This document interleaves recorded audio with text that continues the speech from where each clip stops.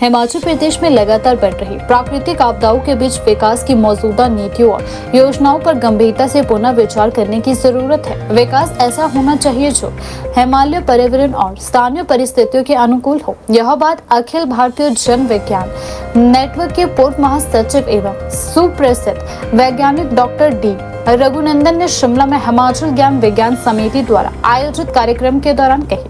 Doctor Raghunandan जलवायु परिवर्तन और पर्यावरण से जुड़े मुद्दों पर अंतर्राष्ट्रीय स्तर पर भारत का प्रतिनिधित्व कर चुके हैं। उन्होंने हिमाचल में बदलते मौसम, बढ़ती प्राकृतिक आपदाओं और विकास परियोजनाओं के बीच संतुलन की आवश्यकता पर जोर दिया। उनका कहना था कि हिमाचल जैसे संवेदनशील पहाड़ी राज्यों में विकास की योजना केवल आर्थिक गतिविधियों और सड़क संपर्क को ध्यान में रखकर नहीं बनाई जा सकती, बल्कि इसके साथ पर्यावरणीय जोखिमों और स्थानीय परिस्थिति को भी प्राथमिकता देनी होगी। कार्यक्रम में जलवायु परिवर्तन को हिमाचल के लिए तेजी से उभरती चुनौती के रूप में रेखांकित किया गया।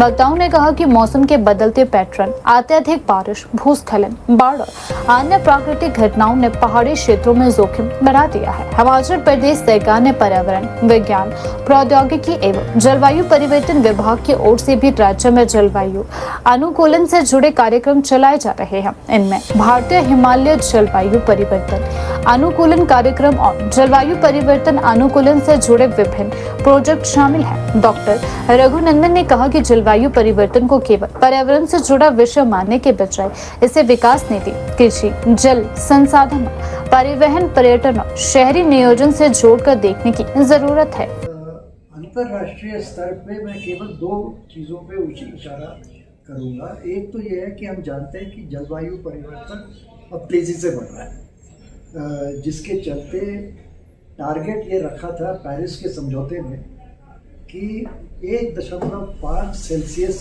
से आगे तापमान को नहीं बढ़ने देना, ये एक लक्ष्य रखा था।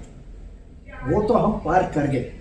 पिछले साल ही हम 1.5 को पार कर गए थे, इस साल भी 1.5 को पार कर गए। तो अब हमारे सामने चुनौती ये है कि 1.5 से आगे कितना और बढ़ने देंगे, क्योंकि जितना ये बढ़ेगा, हमने ऑलरेडी 1.5 पे देखा है गर्माहट कितनी बढ़ रही है भारत में, और अंतर्राष्ट्रीय स्तर पे आप लोग टीवी में देख रहे हैं, अखबारों में देख रहे हैं, पूरे यूरोप में, अमेरिका में जंगलों में आग लगी हुई है, सूखा बढ़ रहा है।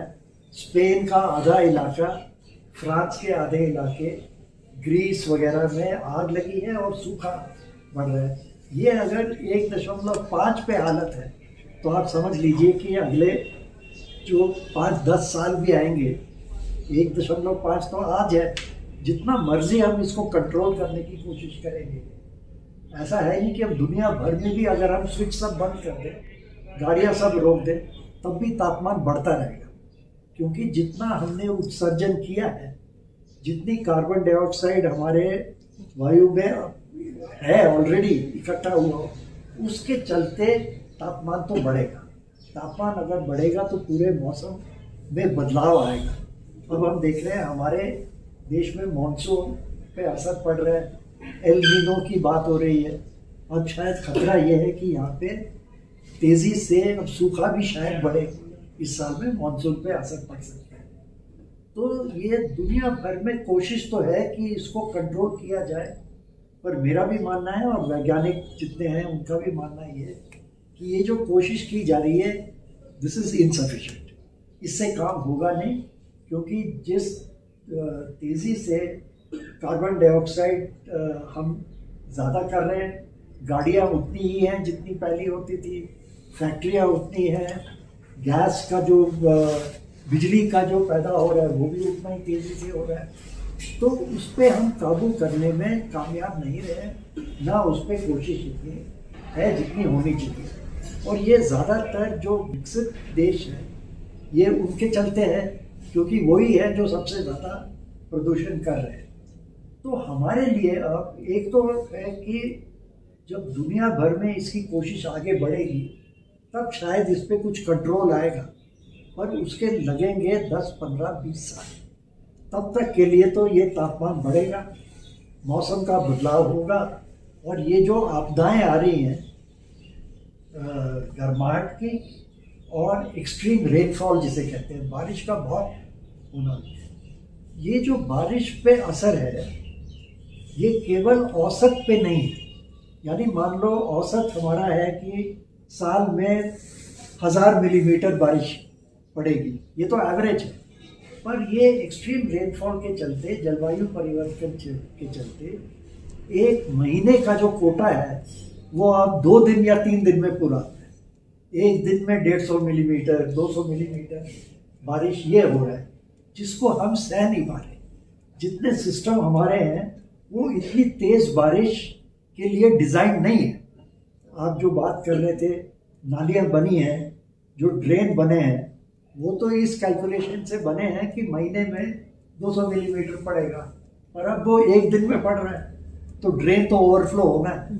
तो अगर ड्रेन ओवरफ्लो होगा तो हमें क्या करना चाहिए, इसके बारे में अब सोचना बहुत अनिवार्य हो गया है और हमारे लिए बहुत अर्जेंट ये काम हो गया। इसको हम जितना टालेंगे उतना एक तो हादसाएं बढ़ती रहेंगी और कल को जो हम मेजर लगाएंगे उस पर लागत और लगेगी, डेली उसका कीमत जो है वो बढ़ता रहेगा और हमारे लिए बोझ पड़ेगा।